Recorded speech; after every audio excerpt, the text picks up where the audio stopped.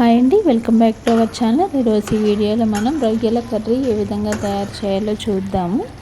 ఇది చాలా సింపుల్గా తయారు చేసుకోవచ్చు, టేస్ట్ కూడా చాలా బాగుంటుంది. తప్పకుండా ట్రై చేయండి. ఈ వీడియో నచ్చిన వాళ్ళందరూ కూడా లైక్ చేసి, షేర్ చేసి, సబ్స్క్రైబ్ చేసుకోండి.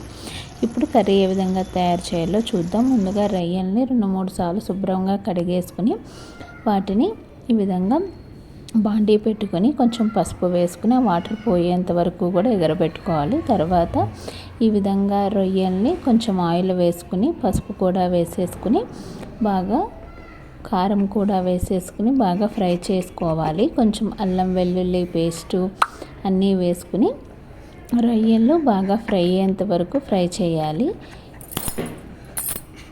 ఈ విధంగా రొయ్యలు బాగా రెడ్ కలర్లో వచ్చేంత వరకు బాగా ఫ్రై అవ్వాలి.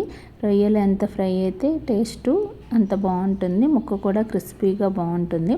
ఈ విధంగా ఫ్రై అయిన తర్వాత వాటిని ఒక గిన్నెలోకి తీసేసుకుని తర్వాత మనం కొంచెం కరివేపాకు, కొంచెం షాజీరా, కొంచెం ఎండుమిరపకాయ వేసేసుకుని సన్నగా కట్ చేసుకుని ఉల్లిపాయలను కూడా వేసేసుకుని కొంచెం పసుపు వేసుకుని ఈ ఉల్లిపాయలు బాగా రెడ్గా ఫ్రై అయ్యేంత వరకు ఫ్రై చేసుకోవాలి. తర్వాత ఇందులో ఒక్కొక్క టమాటాను సన్నగా కట్ చేసుకుని ఆ ముక్కలు కూడా వేసేసుకుని ఇవి కూడా బాగా ఫ్రై అయ్యేంత వరకు ఫ్రై చేసుకోవాలి. ఈ విధంగా కొంచెం మగ్గాలన్నమాట. మగ్గిన తర్వాత ముందుగా మనం ఫ్రై చేసి ఉంచుకున్న ఈ రొయ్యలను కూడా అందులోకి వేసేసుకుని ఈ రొయ్యలు బాగా ఉల్లిపాయ ముక్కల్లో కలిసేంత వరకు 2-3 సార్లు బాగా కదుపుకుని తర్వాత అందులోకి ధనియాలు, జీలకర్ర పొడి, గరం మసాలా పొడి, కారము, ఉప్పు అన్నీ వేసేసుకుని కొద్దిసేపు వీటిని బాగా మగ్గబెట్టాలి. ఈ విధంగా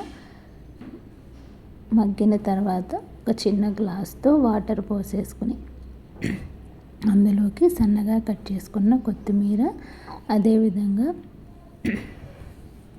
కసూరి మేతిని కూడా యాడ్ చేసుకోవాలి. ఈ విధంగా అంతా వేసుకున్న తర్వాత ఈ విధంగా ఉడుకుతుంది. ఇది టేస్ట్ చాలా బాగుంటుంది. ఈ విధంగా గ్రేవీగా అయ్యేంత వరకు ఉడకబెట్టుకోవాలి.